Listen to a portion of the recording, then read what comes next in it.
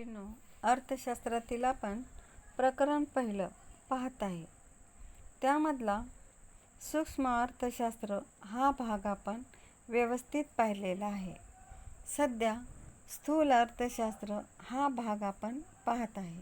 मग स्थूल अर्थशास्त्रामध्ये आपण सुरुवातीला स्थूल अर्थशास्त्राचा अर्थ, त्यानंतर व्याख्या, व्याप्ती, वैशिष्ट्ये पाहिलेली आहेत.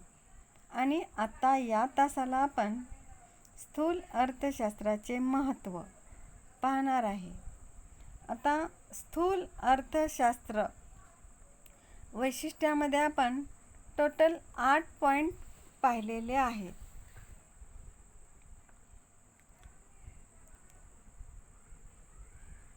आणि या तासाला आपण स्थूल अर्थशास्त्राचे महत्त्व पाहणार आहोत.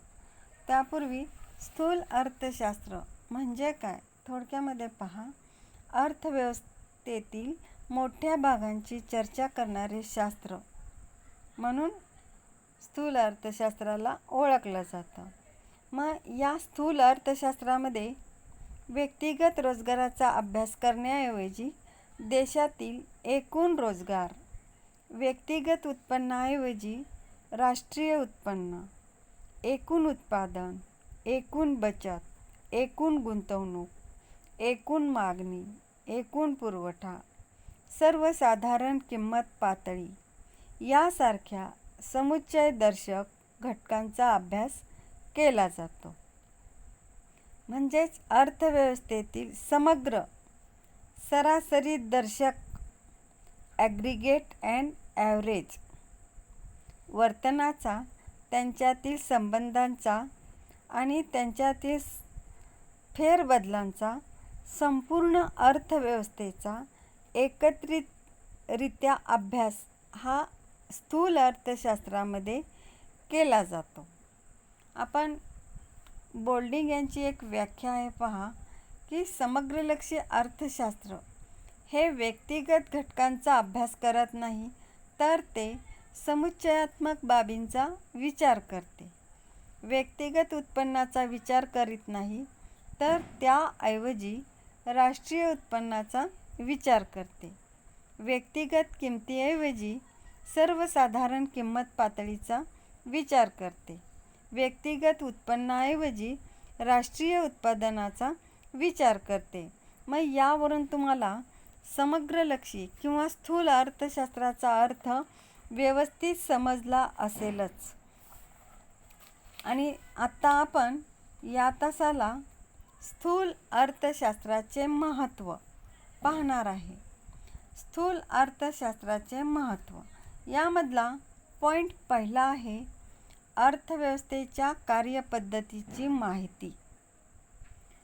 यावरून आपणाला असं म्हणता येईल की देशाची अर्थव्यवस्था कशा प्रकारे कार्य करीत आहे हे समजावून घेण्याच्या दृष्टीने समग्रलक्षी आर्थिक चलांचा अभ्यास असणं आवश्यक आहे. आणि आपले जे प्रमुख आर्थिक प्रश्न हे अर्थशास्त्रातील एकूण उत्पादन, उत्पन्न, रोजगार आणि सर्वसाधारण किंमत पातळीच्या वर्तनाशी संबंधित आहेत. त्यामुळे अर्थव्यवस्थेच्या कार्यावरील परिणामांचे विश्लेषण करता येते. सर्वसाधारण किंमत पातळी आणि त्याचा उपभोक्त्याच्या वर्तनाशी काय परिणाम होतो आणि त्यामुळे अर्थव्यवस्थेच्या कार्यावर त्याच्या परिणामाचे विश्लेषण करता येते. सर्वसाधारण किंमत पातळी ही अर्थव्यवस्थेचे स्वरूप समजून घेण्याच्या दृष्टीने महत्त्वाचे आहे. म्हणजेच अर्थव्यवस्थेची कार्यपद्धती ही क्लिष्ट आणि गुंतागुंतीची आहे, व्यापक आहे आणि अर्थव्यवस्थेतील एकूण आर्थिक चलांचे वर्तन समजून घेण्यासाठी मदत करते. आणि ज्या अर्थव्यवस्थेच्या क्लिष्ट समस्या आहेत त्यासाठी त्या समस्यावर उपाय सुचवले जातात. यासाठी स्थूल अर्थशास्त्र महत्त्वाचे आहे. त्यानंतर दुसरा पॉईंट आहे आर्थिक चढउतार. आता आर्थिक चढउतार म्हणजे उत्पन्नातील चढउतार, उत्पादन आणि रोजगारातील चढउतार, त्यांची कारणे, त्यांचे नियंत्रण, त्यांची तीव्रता कमी करण्यासाठी स्थूल अर्थशास्त्राचे विश्लेषण हे मदत करते. म्हणजेच आर्थिक मंदीच्या काळानंतर समग्रलक्षी अर्थशास्त्र हे आर्थिक प्रश्न किंवा समस्या सोडवण्याच्या दृष्टीने पुढे आलेलं आहे. आणि आर्थिक चढउतारामुळे अर्थव्यवस्थेला अस्थिरता निर्माण होते. त्यासाठी त्या चढउतारांची कारणे समजून घेऊन त्याविरुद्ध उपाययोजना करणे गरजेचे असते. आणि प्रगत अध्ययनामुळे चढउतार, रोजगारातील त्यांची कारणे, समस्या कमी करण्यासाठी स्थूल अर्थशास्त्राची मदत होते. त्यानंतर पॉईंट तिसरा आहे राष्ट्रीय उत्पन्न. राष्ट्रीय उत्पन्न म्हणजे यावरून आपल्याला असं म्हणता येईल की राष्ट्रीय उत्पन्नाच्या अभ्यासाशिवाय नवीन आर्थिक धोरणांची मांडणी करता येत नाही. थोडक्यामध्ये सांगायचं झालं तर समग्रलक्षी अर्थशास्त्राच्या अभ्यासात राष्ट्रीय उत्पन्नाचे विवेचन महत्त्वाचं आहे असं आपणाला म्हणता येईल. कारण राष्ट्रीय उत्पन्न यामध्ये संपूर्ण अर्थव्यवस्थेची माहिती देणारं हे एक सांख्यिकीय साधन आहे असं म्हटलं जातं. यामध्ये सर्व घटकाचे प्रतिबिंब पडलेले असते. म्हणजे कोणत्या वस्तूचे आणि सेवांचे उत्पादन होते, ते किती होते, त्याचा उपभोग कसा घेतला जातो, त्यातील किती हिस्सा कोणत्या वर्गातील लोकांना मिळतो, कोणत्या क्षेत्राकडून किती उत्पादन होते, त्यातील किती भाग नवीन गुंतवणुकीसाठी उपलब्ध होतो, अशा विविध बाबींची माहिती ही राष्ट्रीय उत्पन्नावरून मिळते. अर्थव्यवस्थेतील एकूण मागणी, एकूण उत्पादन, एकूण रोजगार या सर्व गोष्टीवरून ह्या सर्व गोष्टी राष्ट्रीय उत्पन्नावरून ठरत असतात. म्हणून आपणाला राष्ट्रीय उत्पन्न म्हणजे थोडक्यामध्ये पहा त्याचा अर्थ की राष्ट्रीय उत्पन्न म्हणजे एका वर्षाच्या कालावधीमध्ये ज्या वस्तू आणि सेवा निर्माण होतात त्याचं पैशामध्ये व्यक्त केलेलं मूल्य असं आपणाला राष्ट्रीय उत्पन्नाच्या बाबतीत म्हटलं जातं.